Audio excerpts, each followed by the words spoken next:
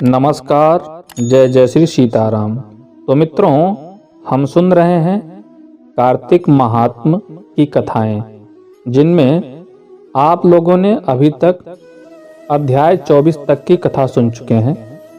अध्याय 24 में धर्मदत्त ब्राह्मण ने कलहा नाम की राक्षसी को तुलसी दल मिश्रित जल से प्रोक्षण करते ही उसे पूर्व जन्म का कैसे स्मरण हो आया है और कलहा राक्षसी ने धर्मदत्त ब्राह्मण से अपने मुक्ति के लिए जो उपाय पूछा है, उसकी चर्चा कार्तिक महात्म के अध्याय 25 में है। तो आइए सुनते हैं कार्तिक महात्म अध्याय 25 की कथा। धर्मदत्त ब्राह्मण बताते हैं कलहा राक्षसी को कि तीर्थ में दान और व्रत आदि सत्कर्म करने से मनुष्य के पाप नष्ट हो जाते हैं, परंतु तू तो प्रेत के शरीर में है, अतः उन कर्मों को करने की अधिकारिणी नहीं है। इसलिए मैंने जन्म से लेकर अब तक जो कार्तिक का व्रत किया है, उसके पुण्य का आधा भाग मैं तुझे देता हूं, तू उसी से सद्गति को प्राप्त हो जा। इस प्रकार कहकर धर्मदत्त ने द्वादशाक्षर मंत्र का श्रवण कराते हुए तुलसी मिश्रित जल से ज्यों ही उसका अभिषेक किया, त्यों ही वह प्रेत योनि से मुक्त हो प्रज्वलित अग्निशिखा के समान तेजस्विनी एवं दिव्य रूप धारिणी देवी हो गई और सौंदर्य में लक्ष्मी जी की समानता करने लगी।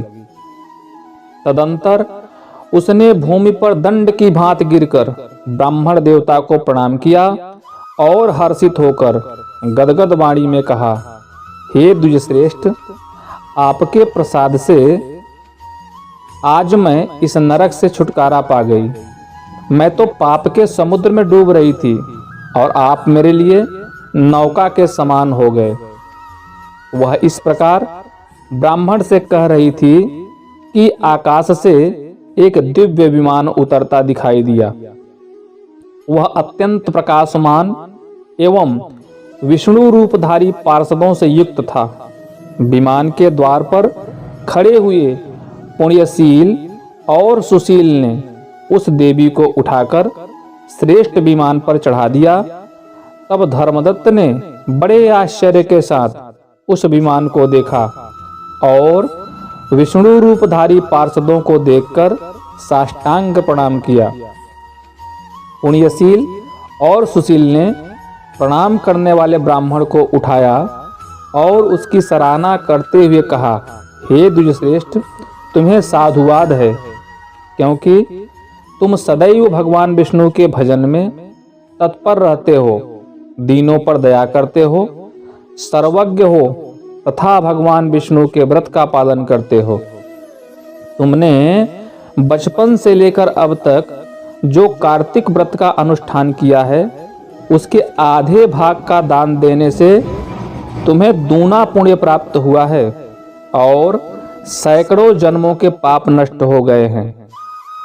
अब यह बैकुंठ धाम में ले जाई जा रही है। तुम भी इस जन्म के अंत में अपनी दोनों स्त्रियों के साथ भगवान विष्णु के बैकुंठ धाम में जाओगे और मुक्ति प्राप्त करोगे। धर्मदत्त, जिन्होंने तुम्हारे समान भक्ति पूर्वक भगवान विष्णु की आराधना की है, वे धन्य और कृतकृत्य हैं। इस संसार में उन्हीं का जन्म सफल है। भली भांति आराधना करने पर भगवान विष्णु देहधारी प्राणियों को क्या नहीं देते हैं। उन्होंने ही उत्तानपाद के पुत्र को पूर्व काल में ध्रुव पद पर स्थापित किया था। उनके नामों का स्मरण करने मात्र से समस्त जीव सद्गति को प्राप्त होते हैं। पूर्व काल में ग्राहग्रस्त गजराज उन्हीं के नामों का स्मरण करने से मुक्त हुआ था। तुमने जन्म से लेकर जो भगवान विष्णु को संतुष्ट करने वाले कार्तिक व्रत का अनुष्ठान किया है, उससे बढ़कर न यज्ञ है, न दान और न ही तीर्थ है। विप्रवर तुम धन्य हो, क्योंकि तुमने जगत गुरु भगवान विष्णु को प्रसन्न करने वाला कार्तिक व्रत किया है, जिसके आधे भाग के फल को पाकर यह स्त्री हमारे साथ भगवान के लोक में जा रही है। तो मित्रों, इस प्रकार से कार्तिक महात्म्य अध्याय 25 की कथा समाप्त होती है। यह कथा आपको कैसी लगी अपनी राय कमेंट में ज़रूर दीजिएगा, और अगर यह आपको कर्णप्रिय लगी हो, ज्ञानवर्धक लगी हो, तो अपने सगे संबंधियों से साझा करना नहीं भूलिएगा।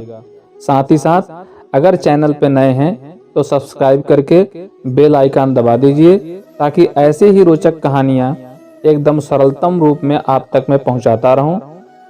और इसके अलावा ज्योतिष तथा कर्मकांड और धार्मिक कथाओं से संबंधित विषय लगातार आप तक पहुंचते रहें।